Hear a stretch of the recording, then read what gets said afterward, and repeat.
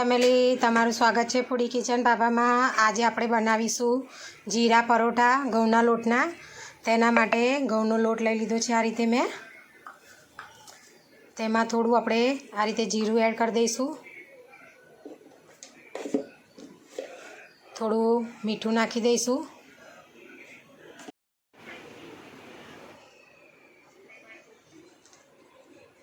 તેમાં આપણે થોડું તેલ રેડીશું એડ કરીશું આ રીતે। તેને આ રીતે મિક્સ કરી દઈશું આપણે બધું।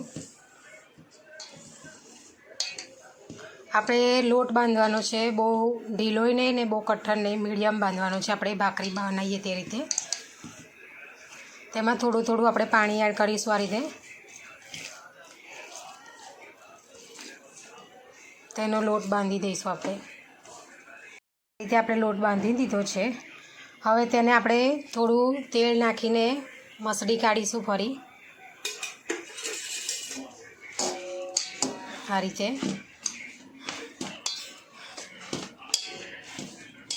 જેથી કરીને લોટ સ્મૂથ થઈ જાય આપણો।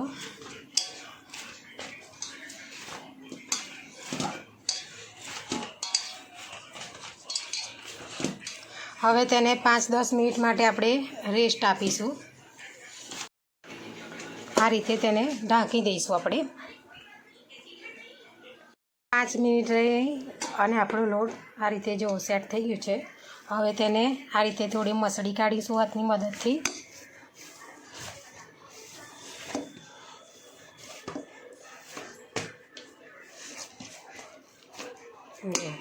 હવે તેને આપણે નાના નાના આ રીતે લુવા વાળી દઈશું।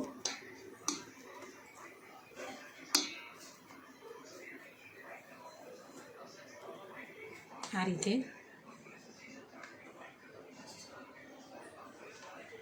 હવે તેને આપણે આ રીતે લોટમાં એડ કરી દઈશું આ રીતે લોટથી। હવે તેને આ રીતે વણીશું આપણે।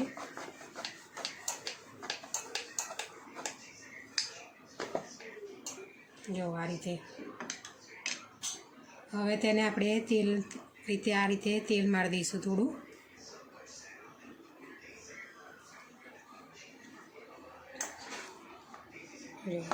હવે તેને ફરીથી આપણે લોટમાં આ રીતે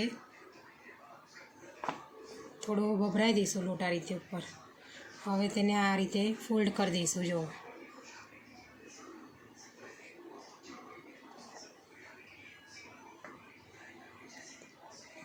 ફરી તેને લોટમાં થોડું ઉપરથી ભભરાવી દઈશું આ રીતે લોટ ફરી। હવે તેને આ રીતે વણી લઈશું આપણે।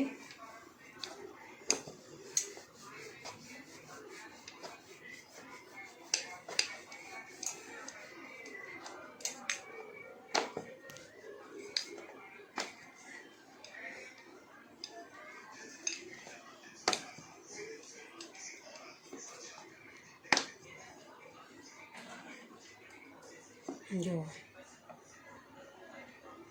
લોડી ગરમ કરી દીધી છે આ રીતે ગેસ ઉપર। હવે તેમાં જે આપણે પરોઠું બનાવ્યું હતું તે આ રીતે નાખી દઈશું અંદર। જો હવે તેને આ રીતે ફેરવી કાઢીશું આપણે। હવે થોડું તેલ રેડી દઈશું આ રીતે ઉપરથી।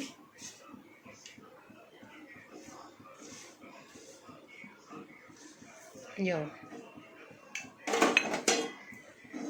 હવે તેને આપણે બ્રાઉન રંગનો થાય ત્યાં સુધી શેકી લેવાનો છે આ રીતે।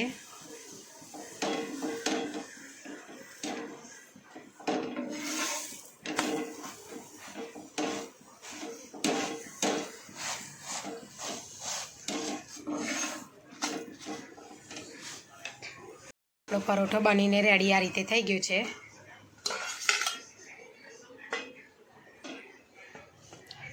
જો આ રીતે એકદમ પડ છૂટા પડી જાય તેના। જો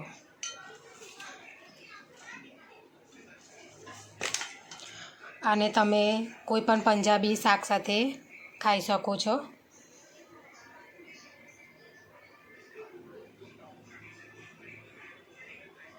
પંજાબી કાઠિયાવાડી ગમે તે શાક જોડે તમે એન્જોય કરી શકો છો।